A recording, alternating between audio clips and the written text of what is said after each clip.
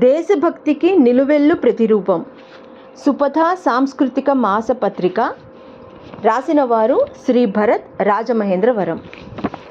ఆయన కేంద్ర రక్షణ శాఖ మంత్రి రాజ్నాథ్ సింగ్ గత వారం మధ్యప్రదేశ్లోని గ్వాలియర్ తాలూకు టెకన్పూర్లోని బార్డర్ సెక్యూరిటీ ఫోర్స్ అకాడమీలోని ఓ కార్యక్రమానికి హాజరయ్యారు. అది పూర్తయ్యాక అక్కడ పెద్ద ఎత్తున విందు, రకరకాల ఏర్పాట్లు చేశారు. ఆయన మాత్రం అక్కడ భోజనం చేయడానికి ఇష్టపడలేదు. ఓ ఇల్లాలిని కలిసి మాట్లాడాలనుకున్నారు. ఆమె చేతి వంట రుచి చూడాలనుకున్నారు. ఇంతకీ ఎవరామె, ఏమిటామె ప్రత్యేకత తెలుసుకోవాలంటే ఇది వినండి. ఇంద్రాక్షి త్రిపాఠి.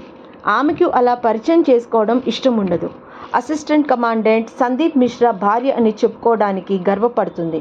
కారణం, సందీప్ మిశ్రా దేశం కోసం ప్రాణాలను సైతం లెక్క చేయకుండా పోరాడిన వీరుడు.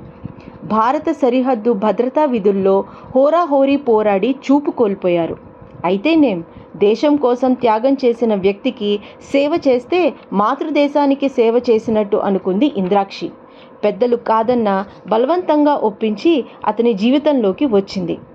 ఆమె కళ్ళతో భర్తను, లోకాన్ని చూపిస్తూ ఆనందంగా వైవాహిక జీవితంలో సాగిపోతోంది. ఒక పాపకు తల్లిగా, సందీప్ సంరక్షకురాలిగా నిత్యం కాచుకునే ఇంద్రాక్షి గొప్ప మనసు గురించి తెలిసిన ప్రతి ఒక్కరూ సెల్యూట్ కొట్టకుండా ఉండరు. అందుకే కేంద్ర హోంమంత్రి కూడా టెకన్పూర్లో పనిచేస్తున్న సందీప్ మిశ్రా అర్ధాంగి గురించి తెలుసుకున్నాక వెంటనే ఆమెను అభినందనలు చెప్పాలనుకున్నారు. వారింటికి వెళ్ళి మరీ కోరి ఆతిథ్యం అందుకున్నారు. ఉత్తరప్రదేశ్లోని సిద్ధార్థ్ నగర్ జిల్లాలో ఉన్న బన్సీ అనే చిన్న పట్టణంలో పుట్టి పెరిగింది ఆమె. తండ్రి ఆ ప్రాంతంలో పేరున్న న్యాయవాది. సంపన్న కుటుంబం, పైగా తల్లిదండ్రులకు ఒక్కతే కూతురు. BA, ఆ తర్వాత PG పూర్తి చేసింది. టైకోండో ఛాంపియన్ కూడా. ఉపాధ్యాయ వృత్తి మీదున్న గౌరవంతో బన్సీలోనే ఓ ప్రైవేట్ పాఠశాలలో 2001లో హిందీ టీచర్గా చేరింది. ఇంతలో ఇంద్రాక్షికి ఇంట్లో పెళ్లి సంబంధాలు చూడటం మొదలుపెట్టారు. రకరకాల వివాహ పరిచయ వేదికల ద్వారా తల్లిదండ్రులు తగిన వరుడి కోసం వెతకడం మొదలుపెట్టారు. అప్పటి వరకు ఇంద్రాక్షికి పెళ్లి గురించి ఆలోచనలు లేవు. అయితే 2004లో వివాహ ఓ పరిచయ వేదిక ద్వారా సందీప్ మిశ్రా సంబంధం గురించి తెలిసింది. అతని గురించి చదివి ఆశ్చర్యపోయింది. వెంటనే సందీప్కి ఫోన్ చేసి వివరాలు అడిగింది ఇంద్రాక్షి.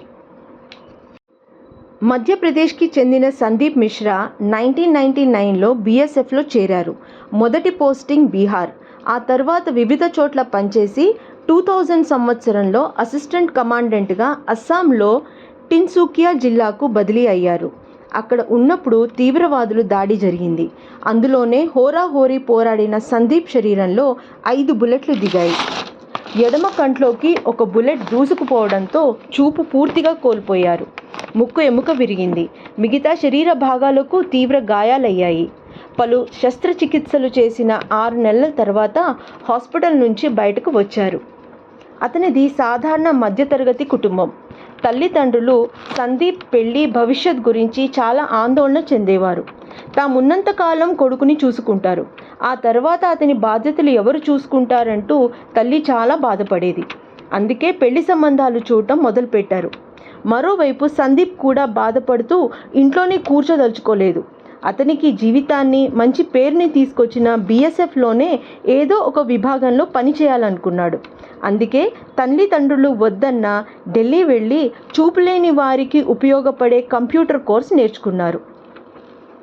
1.5 ఏళ్ల విరామం అనంతరం సందీప్కు టెకన్పూర్ BSF అకాడమీలోని కంప్యూటర్ సెంటర్లో పనిచేసే అవకాశం వచ్చింది.